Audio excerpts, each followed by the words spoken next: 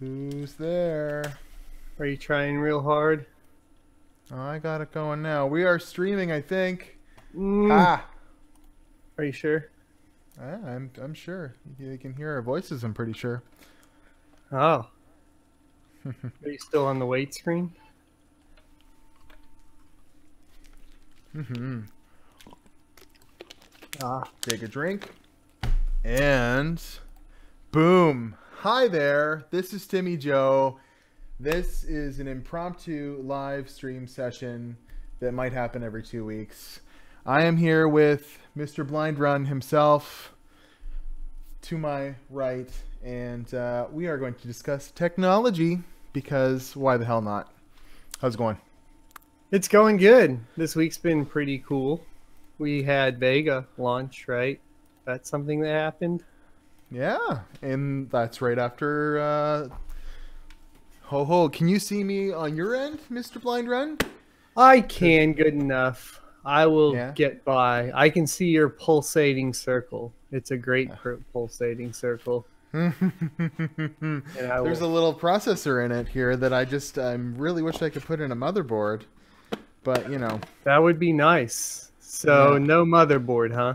No motherboard. Which one are you getting? Well, it wasn't back ordered. I got the Gigabyte Aorus, which looks very, very nice. I initially got the Tai Chi from ASRock, but on launch day, it showed that it was unavailable and went into back order status. And when I talked with Newegg, the only one available was the Gigabyte one, which I think I might be happy about because it looks pretty cool. I saw Steve from Hardware Unbox got one, and it looks like, you know, an epic type of thing. So I would. I haven't messed with non-budget Gigabyte boards in a while. Currently, I am running an X99 Tai Chi with my 6800K, but I would like to check out the Aorus boards. I know that they shipped a lot of those with the 1800X, didn't they, to a lot of reviewers? Yeah, and I think, I haven't even seen a Ryzen board, but I haven't even had the pleasure of using an X370 board except for that little ASRock ITX board. So I'm excited to even get my hands on like the one that has a bunch of PCI slots and has like 20 fan headers on it and stuff. And then it's insane. I have Ballistics shipping me a whole whack of RAM for it. I'm going to fill it up with their Elite series of RAM. So all the way up, every slot? Every slot, I'm pretty sure. If not, I don't know. I might mix and match or something. 8 slots? Yeah, and then Geel sent me some memory too, but it's not Ryzen branded, and on my 1700 I can't get it above 2400 megahertz. And I've tried sounds everything. About right with pretty much all of the X370 chipset. You got to get the Ryzen, kind of just go to the AMD website is what I did, and just bought whatever they told me to at 3200 megahertz, and then I was golden. Yeah. So. With the Ballistics, the marketing girl I deal with checked with their their department that's supposed to verify this stuff, and they're getting me something that's supposed to work because it's 3200, and it would be a crying shame if they sent me 64 gigs of RAM and it didn't go above like 2400 megahertz on Threadripper. But, I mean, once you start getting that high up in, I guess, capacity, you're going to have issues running XMP profiles anyways, especially with Quad channel. There aren't enough people doing that kind of intricate a video. I was trying to find to see if the Quad channel was affecting memory speeds, and it's just I think people are bombarded with the Vega launch. Haven't had that kind of information out there yet. I think it would just affect processor overclocking like that. It wouldn't necessarily affect the memory speed as much as it would the how high you can overclock the proc. Yeah. So. And have you you must have seen that video of the engineer or whatever from AMD on Blunty's channel that explains like how you can overclock RAM that isn't Samsung PDI and maybe get the best speeds out of it by changing like the ohms and the VDCC voltage and all that stuff to like really high in your bias? No, you tried have any to of that? send it over. I mean, I've tried timings, of course, loosening timings to get higher overclocks, etc., but not anything on ohms, you said? Yeah, there's like some pretty good information out there from Okay. this one. They went to an AMD session and he went through everything. And I've had a lot of people reach out to me on my channel asking what to do, especially with that Corsair Vengeance memory that was shipped to reviewers and them not even being able to boot with it. When they get their motherboard and having like some MSI problems, having MSI send them BIOSes and they're like, well, I can't even boot with the thing. How am I supposed to put a BIOS in there? And that's one of the best things that Asus motherboards have ever done, was the ability to use, to flash your BIOS without, like, their BIOS flashback technology without a proc or anything installed. Like, that's freaking sweet. That'll save your ass so many times. But for sure. So, this is the seriously, what the hell, another tech podcast with Timmy Joe and a few people watching here. We have 11 people watching now. We are live, and I'm hoping that my voice is synced up to the video. And we've got this gentleman here, and we are going to discuss some tech stuff. I wrote some notes. That's why I was a little late getting this online.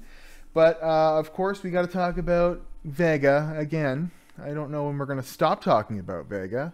Probably about after today, because honestly, it's not like groundbreaking. And I mean, at least that's my thoughts on it. I don't know if there's going to be much news, maybe a driver here or there.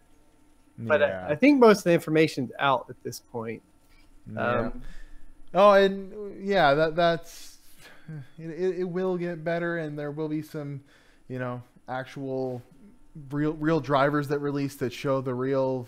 I hear that overclocking's a problem because it's not even showing proper clock speeds on the thing, and everyone was rushed, and some reviewers didn't even know that it was showing up at their door. So it's can't wait until some people actually get them. Now I will be getting one. I have it ordered. It is also, it appears to be coming from places unknown on Newegg, so I have no idea when I'm going to get it. But would you believe that in my Canadian Monopoly money, we paid $839.99 for one of the black ones? Is that not insane? I mean, it was pretty crazy how fast they sold out. Like, I put the video up with announcing the release time because I was like, well, there might be a high enough demand, and if this is anything like Fury, you're going to have to jump on it like the second it releases.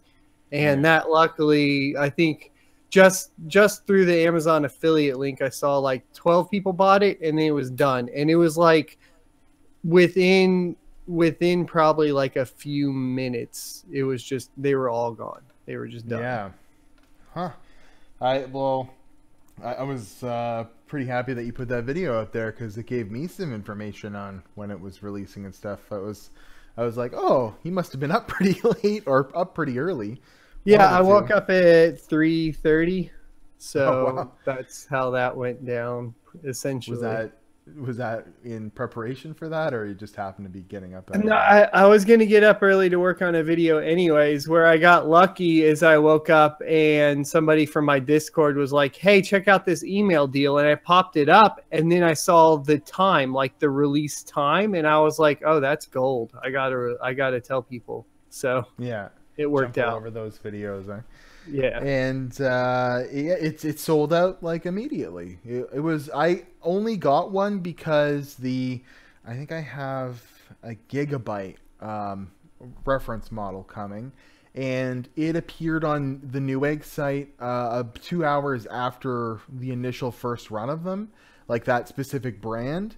And I just happened to check again, and it said one was there, and I put it in my cart, and then it went through it. I was like, holy geez. And then I checked again, they were all gone again. But I paid an inflated price if you just do the transfer. They're supposed to be well, they are $5.99 on the Newegg US site. I paid $6.58 USD in Canada for it if you do the. But they were supposed to be $4.99, right? I know, isn't that crazy? So they didn't even release on the Newegg for the $4.99. Now I heard some on Amazon released for $4.99. The XFX one did. But like I said, those were gone within minutes, like not even minutes, probably seconds. Like I think the gap when I saw the sales go through on the Amazon affiliate link to when they stopped was about 2 minutes. So I was like, that's about how long before all the XFX ones on Amazon were sold out. And do you think that's gamers like that were like waiting all this time, or do you think that some miners... I don't think there were that many available. I think the HBM2 is kind of causing it to be harder to manufacture in bulk. And then, yes, I think a lot of gamers are ready. A lot of people have been waiting for Vega. That hashtag's been going on for a long time. And the AMD faithful that are going to buy it no matter what. And so, obviously, all those guys did. There might have been some people off the mining rumors, but I kind of doubt it. Just because, the performance of the Frontiers edition was so poor. I don't think any miners were really expecting day one.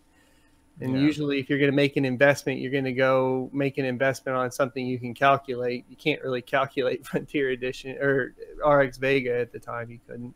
So yeah, that's one thing I was actually going to bring up maybe a little bit later, but while we're talking about it, you just put up a video about the mining performance, and I wonder, is there maybe something AMD's done to the drivers that cause the poor hash rates right now that might change in a few months once the launch and everything's cleared and there's actually some stock? Well, they just released beta drivers, and from what I've seen, there's only about a 4 mega hash a second boost in performance. Now, I've downloaded, I'm going to verify it on the Frontier edition. I just haven't had a chance yet.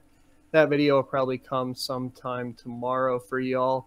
But the reports so far are about a 4 to 5 mega hash improvement on RX Vega. Now, that could be different, I guess, in theory, if you maybe run it in the compute mode for the Frontier edition, possibly. Yeah. I haven't seen any reports on that yet, so I'll have to check that out. Yeah, it was just because there were reports of that, and then like it's doing better than a Fury would by twice as much, or is it not even hitting that? No, for mining. No, for mining it's maybe 3 or 4 hash above. It's right on par with the GTX 1070. Yeah. Okay. But it's using a lot more power because you have a whole additional 8-pin. And like I said in my video, the big problem with that is you're talking, it won't even boot with a single 8-pin. There are some cards like the RX 580s, the one I have here, I think it's the Gigabyte. No, which one is it? Yeah, the Gigabyte RX 580. That has 2 8-pin. But I can boot off 1. And so for mining, I just boot off 1 because I'm not going to waste a whole PCI 8 power on that, because that would be that's wasteful when you're talking from like a mining perspective.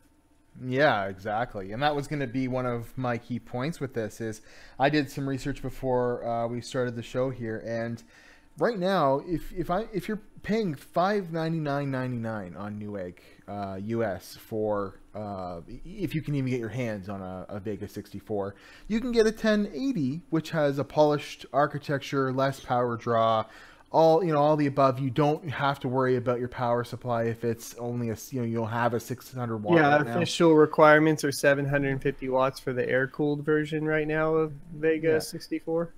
Well, you can get a 1080 for $509, $100 less, and that's not even, considering that. Now, their big play was the free sync and stuff like that, but it amazes me that people still are backing the performance on this so hard. Well, I think when AMD kind of told reviewers to focus on the Vega 56, and just like in chat that he said that Brian Gibbs, I believe, said they're probably saving all the PCBs for Vega 56.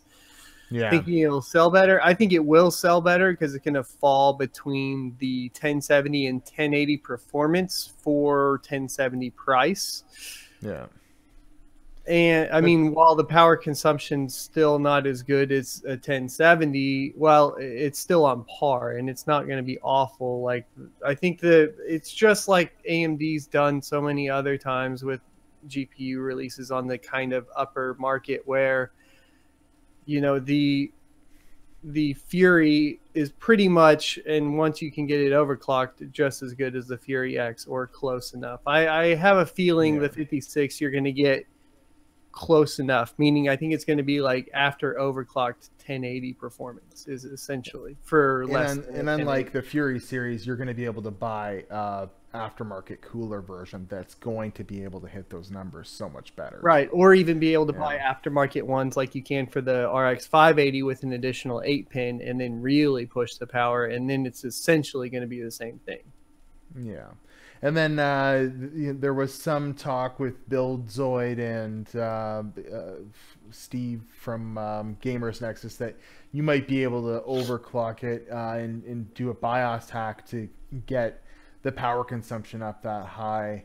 But it doesn't seem like you can do that. They were kind of disappointed that there's a power limit in there that's just not reachable, and somebody will hack it eventually that you're going to be able to overclock past that power limit. But maybe there'll be some board partner versions that just kind of do that by default, and you're just paying a little bit of a premium for that. So they're already running so high. I think that they're trying to block that for a reason. I mean, when you're already pushing that much power to the board, I don't. Yes, but you're right. But for the 56 though, it has the same VRM as the 64. So right. 56 is a little, that's a little bit of a different story. I'm saying trying to push the 64 any further than it already is on power consumption seems unwise. Very unwise. You're gonna look at your power bill and just, that's. I've been gaming a lot this month apparently. Oh man. Well, I don't know. I will get one in hand, and I've been working with a 1070 and a 1080, and I'm very familiar with those cards, and I'm going to be putting the 64 in the Threadripper build, which isn't. I'd like to try the production aspect of this, and I'd like to set the Threadripper system up so that it does some encoding for my channel. So we're downgrading my 4K videos to better sampled sizes so that I don't have to use so much hard drive space, because since I switched to 4K, like I've really been filling some hard drives up. So I'm going to be doing some stuff like that on my channel. Well, maybe you should come hop in my Discord. We'll work out getting you some network storage set up. That's what you need. Oh yeah, okay. Yeah, that's what I've actually with that 4K. I've been working on setting up a NAS in my house right now. So yeah. What are you trying to go with? Well, I just an old Xeon on LGA 775 that has it's an EVGA Enforce board that has onboard RAID, and then I got a bunch of 2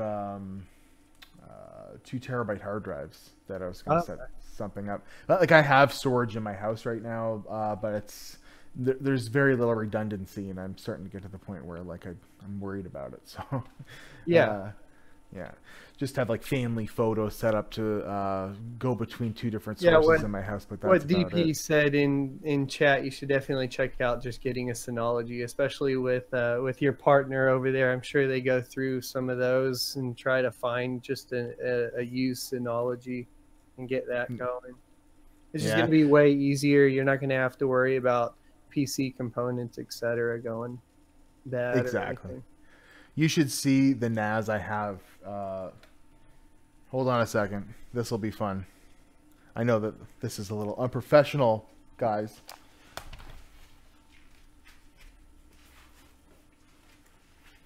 I don't know what he's doing, fellas. It just is what it is. Sometimes it isn't, but I assume he doesn't have his earphones on. That fool. What's up, Hector? Welcome to the stream. Thanks for stopping by. So I guess he's getting more stuff from what I can tell. It almost looks like a styrofoam mining rig. That's an These are where our Opteron. CPUs are going. So this is... Okay, so you got a... Is that just a white box server? It is a dual Opteron 12 bay NAS with free NAS on it. And this was dropped off for me to set up with a bunch of 3 terabyte hard drives for a project. Yeah, so this doesn't even have a display out, so No, you're just gonna hit it with a GUI, or I don't know if that has any remote management direct hard connect, but exactly. Like, yeah, that's what. But I was like, do you know what's going on with this? And he's like, I'll send you the eBay listing, and like I didn't even know what was in it. It doesn't have any RAM in it. I have a bunch of RAM coming in. So. Perfect. So yeah, here, I'll put this away. Now, now he's gonna put the server away, fellas. That's how this is going down. I assume he doesn't have his headphones on once again, so we could almost say anything we want about him. Oh no! Oh, there we go. Terribly unprofessional. So yeah. It's okay. I'm filling up a monster at like 7:30. It's a terrible idea. I actually have a friend that just messaged me. Hi, Josh. He says, I got a 2-bay NAS. I'll sell you for $100. That's funny. I have so many hard drives in my house. It's ridiculous. How long have you been saving your files? Do you have pictures from like an obscenely long time ago on your... No, I just don't care enough. Like, I have everything in cloud storage as far as personal pictures and stuff. I mean, I probably have about 4 terabytes of video, but I'm only in 1080p, so it's not that bad. And then, I have a home lab. I actually have a video up for the home. A meth lab? Is that what you just said? Yeah, meth lab. Two PowerEdge two PowerEdge 720s. Okay. And they are pretty loaded up with drives, memory, and fully loaded essentially. So I have plenty to do there. What I've been doing is I have a Dell Precision, is that what it is? Yeah. T3500 that it has a Xeon in it that I've been running. Because it's got ECC memory and it'll just run forever, and that's what I've been using, but it only has 5 SATA ports, so I'm looking at it doesn't even hold hard drives, so I just like filled with 3 terabyte hard drives in a RAID, but one of them failed, and then I've been lazy ever since with like coming up with a different solution, and there it is. So look forward to that. But so did you know that I'm awesome according to the chat? Well, that's good. I had a feeling your chat would feel that you're awesome. Oh, isn't that fun? Well, I went live the other night at like 2 in the morning, and I had like 45 people watching me. And look at us. We're here. We're cool. And we only got 20 people going. Where are you, people? I was watching your other podcast last night, and I like your video game talk. That's some good stuff. Yeah, we like that out on his channel. We like to get together and talk about video games every once in a while. Yeah. So, were you ever big into? You guys were talking a bit about guilds and stuff. Were you ever big into WoW? Yeah, I was. I played a lot of WoW for probably about, let's see, from 2004 to like 2012. So like, I don't know, 7-8 years. 8 years that would be. You don't look like the type, but I guess you never know who's playing WoW or StarCraft. Or yeah. Nope, I played a lot. Every night, went home, played, and then pretty much stayed up way too late playing. Go to bed, wake up, go to work, go back home, play WoW. I was more of a Counter-Strike. Like we were huge in our hometown. A buddy of ours worked at an ISP, and we had a server in town, and we all used to run big LAN parties. Like, this is going back like CS 1.6. But my experience with WoW would be like a friend of mine wanted to try it, and one day he just like plopped the box down in front of me and said, "I bought you WoW and a 6-month subscription so you can play with me." And when the subscription ran out, I was done. But I've definitely been around it a lot. I had a roommate that was like, had 3 characters maxed out.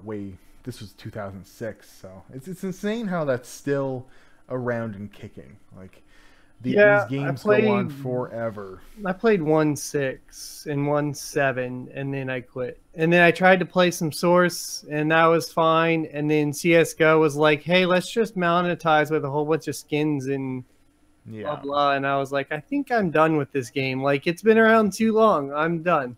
But yeah, I still play a lot of Diablo and Boon from chat. Yeah, I still play every season. I just do hardcore seasons. So I go in and I try to get the leaderboards. I have like a couple seasons where I was top 100 hardcore barb, which hardcore, for those who don't understand, is if you die, you're done. You got to restart the character. Oh yeah. I haven't played Diablo for a long time. Going back to Diablo 2. So. Well, you should check out Diablo 3. It's good. And now the Necromancer's out, so that's pretty fun. There's lots of stuff to play lately. You were playing Hellblade 2? Yeah. That's a pretty good game. Yeah, it's good. I think it still... It's longevity good to test your hardware not very good. Anyways. That's the only problem with it. Like, there's not very much... There's not enough replayability, and it's only a single-player game, so... I don't know, the $30 price tag's a little hefty. Yeah, I was looking at Sonic and like $20-$30 price tag on that, and I'm like, really? But it's Sonic. Yeah, I don't know. I know a game is good if Video Game Donkey says it's good, and he did a video about just how it's like the awesomest Sonic game that never was, and I was like, oh, I'm gonna have to get it. Yeah, huge. So, my points were all about Vega, and we pretty much talked about it all. You're right. I think my point was going to be that the 56 was probably, since it does beat the 1070, at least the Founders Edition or whatever, across the board, assuming board partners come out and have really good versions, it should do fairly well because it seems like it's going to be the same price point. I was actually surprised. I was checking out 1070 pricing, and the cheapest one is still $500 American. So on Newegg, and I'm sure you can get one for cheaper. Yeah, I mean the 1070s are essentially the second best mining card on the market right now to the 480 580s.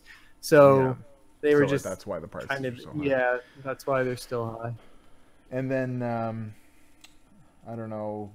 I was kind of sad to hear that NVIDIA pretty much says they have no plans on releasing any GPUs anytime soon after this. And no, they said that there was no... They pretty much slammed them, right? The statement was along the lines of, there is no competition, so we don't need to come out with a new one.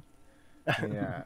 Let's just hope that the same thing happens with NVIDIA and AMD that happened with AMD and Intel, and that they get complacent, and that the next generation that maybe they actually have some forethought to already be working on actually blows things out of the water at a low price, and and does the Ryzen thing all over again with NVIDIA. But I don't know, with Volta already being a thing that is in servers doing work, and the fact that they can pull that architecture into a gaming card, it's probably not going to happen.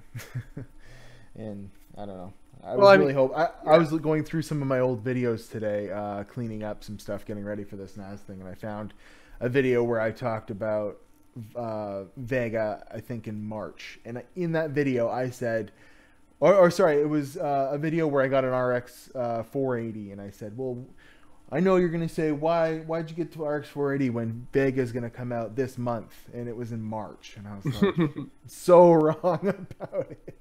Well, they kept having to push it back. I think they were trying to eke out as much performance as they could to get on NVIDIA's level, essentially. And they just had to take more time. But And even I mean, still, Intel's trying to do that now with AMD's CPUs, because they did officially reveal their post 8th generation core architecture and announcing 10 nanometer on Ice Lake. So DP in the chat brought that up, and I figure it's worth mentioning since this is a tech podcast, I guess. Ice Lake is after Coffee Lake? Yes, and so they're going to go from a 14 nanometer, which is a manufacturing process on Coffee Lake, to a 10 nanometer manufacturing process on... And is Ryzen's 14, right? So what's Kaby Lake? 14. I mean, this will be a new manufacturing process. I think that's why they're announcing it. So early. Coffee Lake is still going to be the same architecture. Coffee Lake, and then they're going to go to it will be the same process node or manufacturing process. Yeah. So the next step will be Cannon Lake, which is 8th gen for 10 nanometer, and then 9th gen Ice Lake, which will be 10 nanometer plus. Right. So Kaby Lake is technically like 14 nanometer plus, and then Coffee Lake will be 14 nanometer plus, which I don't know all of the differences there other than the nomenclature at this point. I need to look more into it before I can really speak educated on it. Yeah.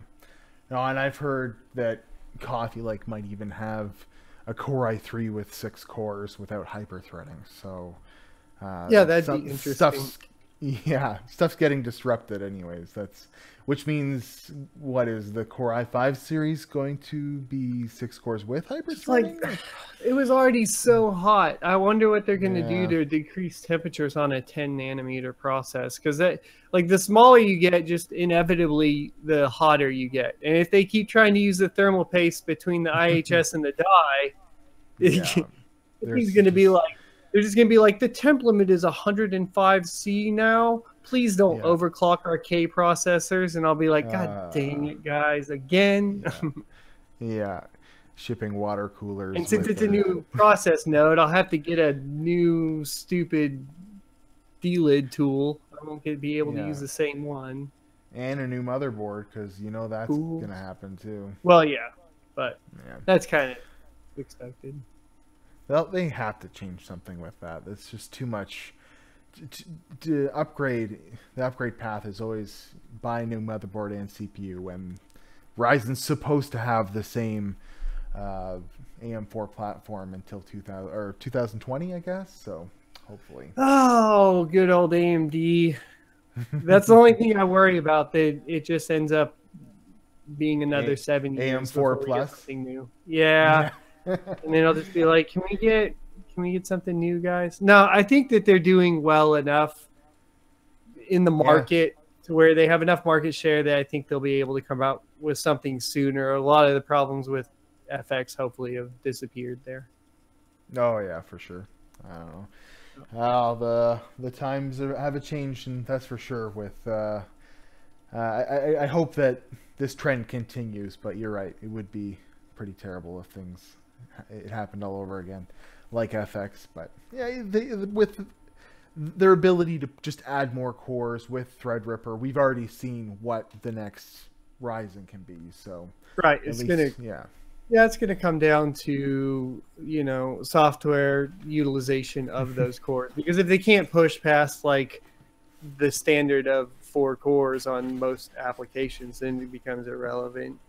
Yeah, if the launch of this is any their gaming mode with Threadripper having to shut cores off, if that's any indication of the future, then kind of negates the purpose of having this. Yeah. I don't know. This whole situation. But it'll wreck Cinebench. I like your world record video. He put up a world record video the other day. Yeah, I was so mad that Timmy just came up and was like, bam, not this Timmy, not you, Timmy, but Timmy Tech TV. I was just like, oh, right before I come out with the video. It was so funny. He like DM'd later. He's like, so sorry, I didn't know you were coming out with that video. And I was like, you know what? It's cool, but damn you. It's funny. We still got most valuable submission, and they talked about it on the the Overclock TV the Overclock TV podcast. So I was happy with that. I was like, sweet. Well, that's pretty cool. And that was at work you did that? No. Well, no. Yeah. Okay. I was I asked because is there any way you can tweak something to get it going again? Is all I was wondering. No, because and they're only 8880s, so we wouldn't be able to beat the 8890s that Timmy did. Yeah, he just kind of ran it over and over again. Because that guy has my same name. He's like I've seen his channel before, and I noticed he hasn't done much in a while, and then he didn't even talk over that video. Well, it was just kind of like a fuck you to you. He's just like, here's some music while I beat your Cinnabinge. While I beat your Cinnabinge. Yeah, he started early, I think, on YouTube when like all the early tech tubers were going, and so that just I think he's just had that profile forever. He's really big on Twitter though, so if you go follow him on Twitter, he always has interesting posts. Oh, I will do. Cool. Well, I guess the last thing I was going to bring up is maybe just some YouTube stuff. It's funny, like I feel like this channel and stuff like that, it's kind of getting bigger, and then I put up a bunch of videos in a row. We thought maybe putting a video out every day was a good idea. And you upload fairly frequently. What's your experience with daily uploads or several uploads in a row? Do you find that actually ends up hurting you? Well, yeah, if we're going to get into like YouTube meta talk, it's so... Well, I wanted to say that because I tried to get EK to send me a water block for Threadripper. Yeah. And they thread ripped me a new one and was like, your channel is way too small for our amazing company to send you a water block. Well, and I got butthurt by that today. I mean, that's just the way that is. That's the nature of the game. But if you're just trying to upload a whole bunch, I mean... If you have really dedicated viewers, then it's okay. I wouldn't do more than 2 a day. Like the only time you want to end up pushing out like 2 a day is if like something accidentally like comes out that you're like, oh crap, that was big news, way bigger than the video I released at noon. I better make something. Then that's a double upload. Yeah, but you do have to be careful because anytime you get less views than your channel average, YouTube stops promoting it. It seems like... So they won't promote your next video, essentially. Yeah. I wanted to ask the 20 people that were watching how they felt about that, the frequency of upload. What is the case called beside me? It's a Leon Lee Neverboon. What's it called? I don't know. The PCQ37. I guess we should wrap up and take the last 15 minutes to answer some questions in chat because they want us to read chat. So how about you guys shoot some questions in chat for Timmy or myself if you like. I have a channel half this size. EK would roll me. I wouldn't ask though. Well, and my response to them was, well, Noctua sent me 3 coolers, so what do you think of that? And his reply was, I won't speak to their silly promotional efforts or whatever. They're squandering of their money. It would have been funnier if he was just like, they're the fractal design of CPU coolers. They'll send anybody anything. Yeah. That's really funny. Nah. Do you attempt to get free samples to like send out emails, or I haven't seen much of that from you? No, I don't do that at all.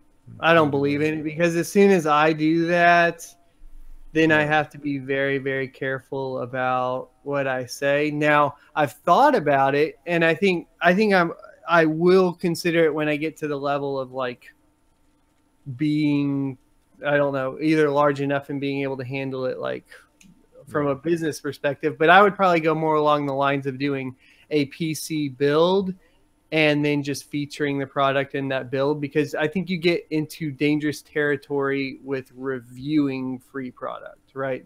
That's where I feel like it gets a little sketchy. Yeah, I've definitely experienced that myself.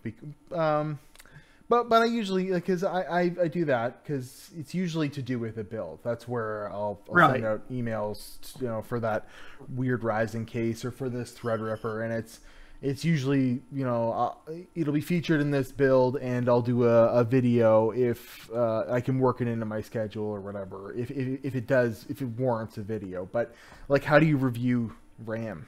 I mean, you could say it works or it doesn't, or it works really well or it doesn't work so well, but it's like, it's RAM, it's hard to do a full video about it and seem really that objective. Yeah. So right. Yeah, Medokian in chat is asking you, what X399 motherboard are you getting? The Gigabyte Aorus Gaming 7. So it looks pretty nice. It has a bunch of stuff that comes with it. It comes like with all the bells and whistles, Wi-Fi on board, a bunch of shrouds for the NVMe slots and stuff like that. But without really seeing many reviews of this stuff, it's hard to tell, what I should have got it. I got what was available, I guess, on launch day, and it was that one. So, but all these boards are going to be jam-packed. It's going to be really fun to play with a high-end board like that.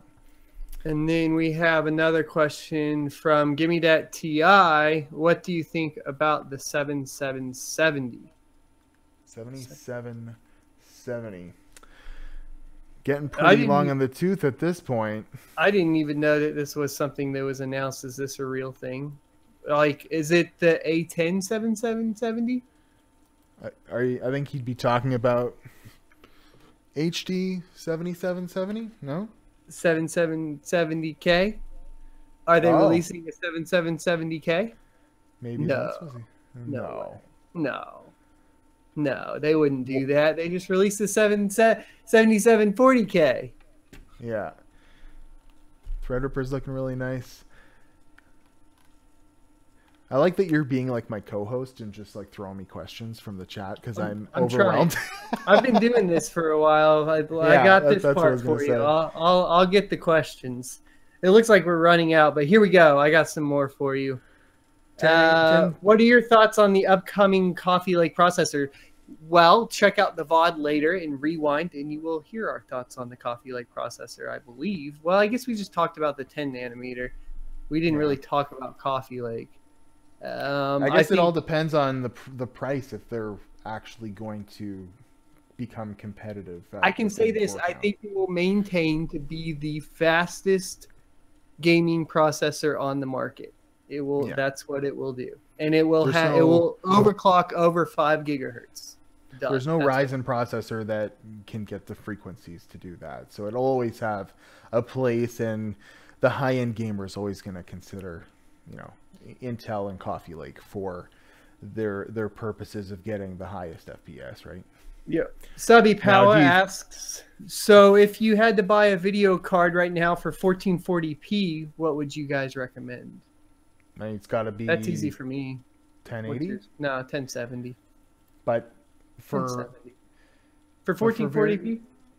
For 1440p, though, you can get, at the prices they're at right now, for an extra $20, you can get a 1080. Got me on there. I'll give that to you. I just feel like the 1080's in that weird, like, almost 4K, but not quite. Just enough into 4K that it's annoying. I just don't like the 1080 as a card. I feel so. I don't know. No, that's my daily driver right now, and I have a 4K monitor, and you are right. If you're playing the bleeding edge of AAA titles, you're playing at 1440p anyways. So with all the settings cranked, and you might as well, because you can't tell the difference between 1440p and 4K. You'd much rather. I would argue against that, but at the same time, I have a 50-inch 4K HDR TV. Okay. And once you can enable, yes. Yeah, once you can enable HDR on that, and you're sitting like a few feet from it, 4K is very noticeable, and it's amazing. Especially HDR. HDR though, like over anything else, if you get a monitor or a TV upgrade, go get HDR. That's what you need to do. But I just watched was it a Linus Tech video about how the implementation of HDR in computer monitors is kind of iffy because the way Windows works, it's really hard to take advantage of the technology. And I guess for media consumption, it is always there, but for video for games web and stuff browsing, like that, etc., it might be a little bit difficult. But I mean, like they've been implementing it into games pretty well lately. Yeah, games. Yeah, true enough. It screws with the colors. Makes them look really weird or muted. I think if it's turned on in like just a desktop environment. But you're right. I don't have a 4K TV. I have a Samsung 4K monitor, and I bought it pretty much not for video games so much as that's that TN panel, right? The Samsung TN. Yeah, exactly. It's a few years old at this point. I'm sure that there's better options out there, IPS, especially when and IPS is going to have 5 millisecond lag. Dane was like, I don't know about the lag with FreeSync, but I don't think FreeSync lag's not that bad. But you are talking about a 4 millisecond difference between TN and IPS, but the colors are so much better on IPS. Yeah, for sure. It's the difference between that has been very apparent in Samsung smartphones. It has such a better panel than LGs and stuff like that, and to see the difference between basically it's like a TN and a proper panel. The colors are so much better. So yeah, I know what you mean. Right. Throw me another question, mister.